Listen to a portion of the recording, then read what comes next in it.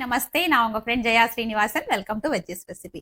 பொதுவாகவே நம்ம கலவை சாதம் எல்லாம் பண்ணோம்னா அதுக்கு தொட்டுக்கிறதுக்கு வத்தல், அப்பளம், வடை, அவியல் என்ன வேணா இருக்கட்டும், ஒரு துவையல் இருந்தாதான் அது நிறைவா இருக்கும்.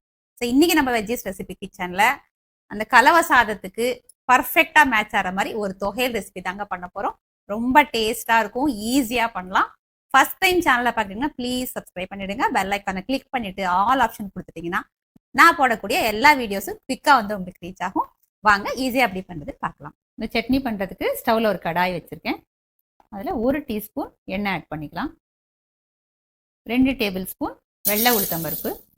ஸ்டவ் ஃப்ளேமை சிம்ல வச்சுக்கிட்டு நல்லா செவக்க வறுத்துக்கணும்.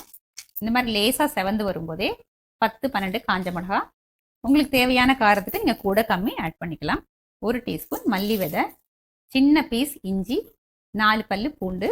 பூண்டு வேணா எக்ஸ்ட்ரா கூட நீங்கள் ஆட் பண்ணிக்கலாம். கொஞ்சமாக புளி. இது எல்லாத்தையும் சேர்த்து நல்லா வறுத்துக்கணும். இந்த மிளகாயெல்லாம் வறுப்படுறதுக்குள்ள உளுத்தம்பருப்பு நல்லா வறுபட்டுடும். பாருங்க, பருப்பு, மிளகாய் வத்தல் எல்லாமே நல்லா வறுபட்டாச்சு. ஸ்டவ் ஆஃப் பண்ணிட்டு இது எல்லாத்தையும் ஒரு பிளேட்டுக்கு ட்ரான்ஸ்ஃபர் பண்ணிட்டு நல்லா சூடு ஆற விட்டுருங்க.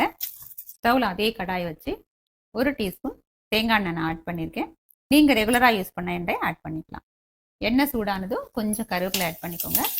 1 கப்பு தேங்காய் துருவல். தேங்காய் கொஞ்சம் நல்லா வாசனை வர்ற வரைக்கும் வதக்கிக்கணும். தேங்காயில் கொஞ்சம் ஈரம் இருக்கும் இல்லையா, அது கொஞ்சம் ட்ரை ஆகிற வரைக்கும் வதக்கினா போதும். இப்போ பாருங்க, நல்லா வந்து ட்ரை ஆயாச்சு. ஸ்டவ் ஆஃப் பண்ணிக்கலாம். இந்த தேங்காயை வந்து நம்ம நல்லா செவக்க வறுத்துட்டோம் அப்படின்னு வச்சுக்கோங்களேன், இது வந்து நம்ம பவுடர் பண்ணா கூட கெட்டு போகாது. நம்ம சாதத்துக்கு பிசைஞ்சு சாப்பிட்றதுக்கு சூப்பரா இருக்கும்.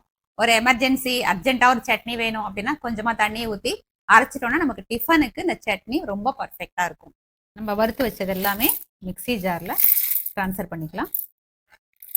இந்த சட்னிக்கு தேவையான அளவு உப்பு ஆட் பண்ணி பாருங்க, இந்த மாதிரி கோர்ஸ் பவுடரா அரைச்சி எடுத்துக்கணும். இப்போ இதுலயே நம்ம வறுத்து வச்சிருக்கோம் இல்லையா தேங்காய், இது நல்லா சூடு ஆறியாச்சு. இதையும் ஆட் பண்ணிக்கணும். ஆட் பண்ணிட்டு இப்பயும் நம்ம தண்ணி எதுவும் சேர்க்காம கோர்ஸா அரைச்சி எடுத்துக்கணும். 1/2 டீஸ்பூன் வெள்ளைத்தூள். இது ஆப்ஷனல் தான், ஆனால் ஆட் பண்ணால் நல்லாயிருக்கும். பாருங்கள், இந்த மாதிரி கோர்ஸாக அரைச்சிருக்கேன்.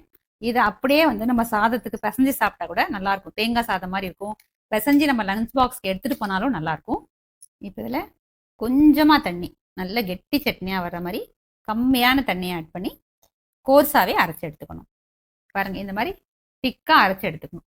அப்போ தான் நம்ம வந்து கலவை சாதத்துக்கெலாம் தொட்டு சாப்பிட்றதுக்கு ரொம்ப நல்லாயிருக்கும். சட்னிக்கு தாளிச்சிடலாம். 1 டேபிள் ஸ்பூன் எண்ணெய். இது மாதிரி நம்ம கம்மியா எண்ணெய் வச்சு தாளிக்காம கொஞ்சம் அதிகமா எண்ணெய் வச்சு அரைச்ச சட்னியை அதுல போட்டு நல்லா வதக்கி எடுத்தோம்னு வச்சுக்கோங்களேன், ஒரு பிக்னிக் போறோம், எங்கேயாவது வெளியில போறோம் அப்படின்னா தொட்டுக்கிறதுக்கு இந்த சட்னியை எடுத்துட்டு போயிட்டோம் அப்படின்னா நாள் ஃபுல்லா கெடாம சூப்பரா இருக்கும். எண்ணெய் சூடானதும் 1 டீஸ்பூன் கடுகு, 1 டீஸ்பூன் உளுத்தம்பருப்பு. கடுகு வெடிச்சதும் கொஞ்சமா கருவேப்பிலை, 1/4 டீஸ்பூன் பெருங்காயத்தூள். ஸ்டவ் ஆஃப் பண்ணிட்டு இதெல்லாத்தையும் நல்லா மிக்ஸ் பண்ணிக்கணும்.